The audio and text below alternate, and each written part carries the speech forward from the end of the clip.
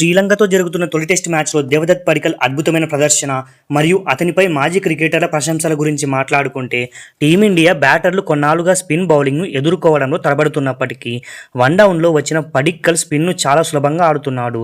తొలి రోజు ఆటలో అతను 178 బంతుల్లో 12 ఫోర్లు ఒక సిక్సర్తో 131 పరుగులు చేసి అజేయంగా నిలిచాడు. తాను ఎదుర్కొన్న తొలి బంతినే బౌండరీకి పంపిన పడిక్కల్ ప్రభత్ జయసూర్య బౌలింగ్లో క్రీజు వదిలి ముందుకు వచ్చి లాంగ్ ఆన్ మీదుగా సిక్సర్ బాదాడు.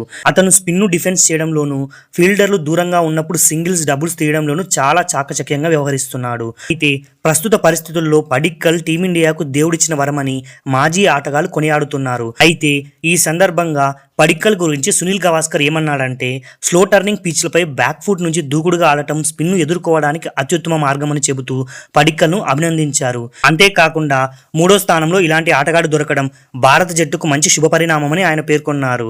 ఒకవేళ సాయి సుదర్శన్ తిరిగి జట్టులోకి వచ్చినప్పటికీ స్పిన్ బౌలింగ్ను సమర్థవంతంగా ఎదుర్కొంటున్న పడిక్కల్నే 3వ స్థానంలో కొనసాగించే అవకాశం ఉంది. అతని ఆత్మవిశ్వాసం చూస్తుంటే రెండో రోజు తన సెంచరీని డబుల్ సెంచరీగా మార్చేలా కనిపిస్తున్నాడని విశ్లేషకులు భావిస్తున్నారు.